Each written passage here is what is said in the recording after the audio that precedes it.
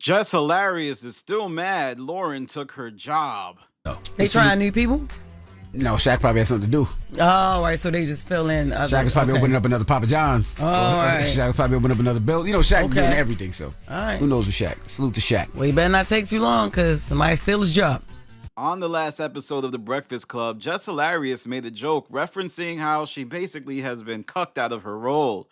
For those of you that don't know, Jess was the permanent replacement for Angela Yee. However, when she went on maternity leave, her backup or understudy would do such a good job that she would stay on as a news producer or something like that, making Jess kind of redundant. Well, during a previous episode of The Breakfast Club, like yesterday's episode, Loren was outside, covering the Diddy trial, but Jess was talking about how on NBA on TNT, Dwight Howard replaced Shaq. And she would go on to say, Shaq better be careful or else he might lose his job. Now, this is very clearly a reference to how Jess has been replaced. And many thought that they found some type of new understanding. But I think deep down in places that she doesn't want to say, Jess is still irate that she is no longer the top dog as far as the co-host perspective is concerned at The Breakfast Club.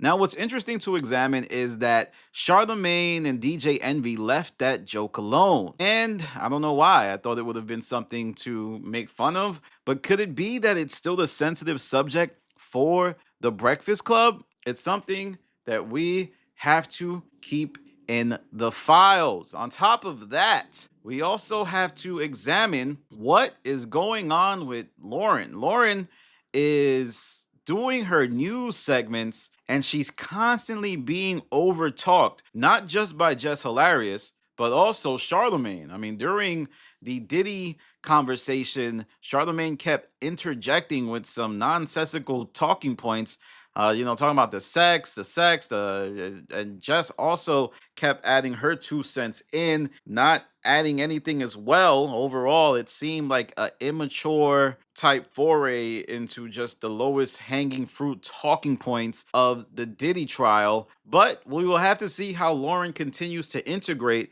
as folks are starting to notice that, that new worker shine is starting to dull and many are seeing the faults for what they are.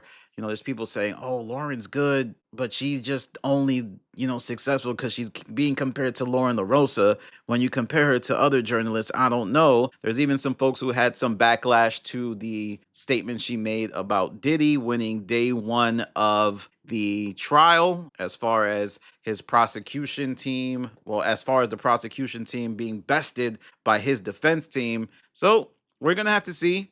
But let me know what you think in the comments. Do you think Jess Hilarious just pretended like she was cool with everything after that initial blow up? Yes, it looks from the outside looking in like they pieced it up. They even did that really weird "The Show Is Mine, The Boy Is Mine" parody. And a lot of people thought it was cool, but I specifically thought it was cringe.